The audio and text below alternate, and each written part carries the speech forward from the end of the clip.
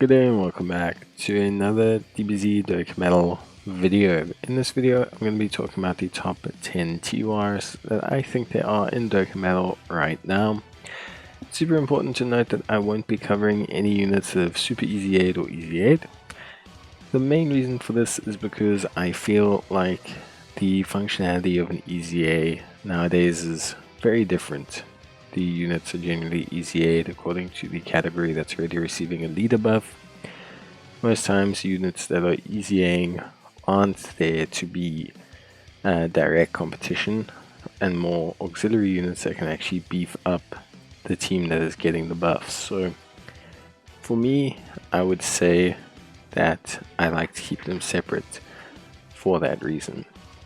However, this list I think is going to be pretty quick, because I think there's a very clear and comfortable divide between the units that are very good and units that are currently not. Speaking of units that are very good, start with probably the top two right now, being Glio and Goku. Glio is, I think, and I'm not mistaking this, the best third turn support floating unit in the game, without a doubt. He provides so much support, can be near invincible, and is incredibly tough to handle, plus does some sizable damage. Goku's also really good, but doesn't have the same feeling as Glio. Obviously Glio is very limited, but I think from a pure functionality point of view, he has to be number 1 and Goku has to be number 2. Number 3 for me definitely would have to be Buhan.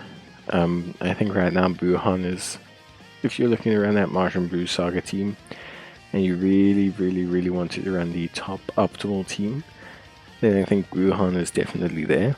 Not only does his link set enable a lot of crucial units like LR Buhan or Buu tanks I should say, and obviously like enabling the Kid Boos and everything, but his domain is super helpful, especially since the team needs it for damage and synergy. So yeah. Next, look, it's very difficult. I think for me, like, Master Roshi is very cool, could potentially be the 4th best unit in the game. He, however, absolutely struggles with basically consistency, because of how he leads categories and because of how everything works. You don't really get to appreciate Master Roshi unless you have him. Of course, if you do have him, you have an incredibly powerful yet limited support, who I just don't think pulls it off as well as, let's say, Glio does. So I would leave him here. We'll do the next 4, 5, and 6 pretty simply, I think. We'll have Lord Slug. I think they're pretty good. Then we'll probably pop in, at least for me, I would say Vegeta. Then I would probably say Buu and Goku. Then I would say Toppo, and then Goku Black, and then probably maybe like this. So we'll go through them. Obviously Lord Slug, Demonic Power lead, obviously maybe not the craziest category lead in the world, but really very good. They made up for it by understanding that, generally speaking, this kind of character needs to do a lot of heavy lifting. I think for him, Space Travel and Worst Demonic Power still need work, but he's really good, and his link set should keep him safe for a while. Vegeta, who turns into Super Saiyan Vegeta, but also the Android Cell Saga unit, I think is very good. Look, I like him a ton. He is starting to have his limitations, especially if you don't have dupes in him, but he is still incredibly good overall. Then we have the Buu and the SS3 Goku. Just simply put, they lead the Majin Buu Saga, which now features the Tech LR Vegito, absolute powerhouse of a category and team. And Buu has a lot of great timely damage dealers around him now to kind of give him a good foundation to really shine. Plus his leader skill really helps out that team. Then we come to Toppo. Look, Toppo I think isn't as limited as the other two characters further down below. And also I think with Topo, he gives you a secondary access route to running something like Universe 11, things like that. So I think he's very, very good in that way. Then we have Scouter Vegeta, a very, very, very good unit. Obviously, really, really strong.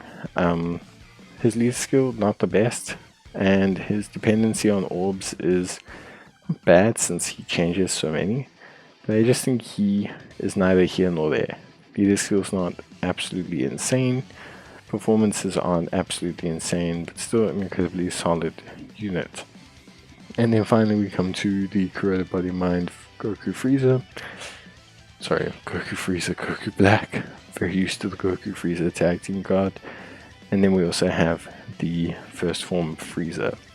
So Goku Black, more than fine. Super Master's lead, 200% is pretty good.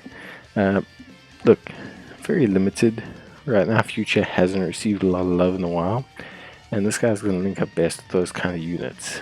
So definitely something you're going to want to obviously take a look at.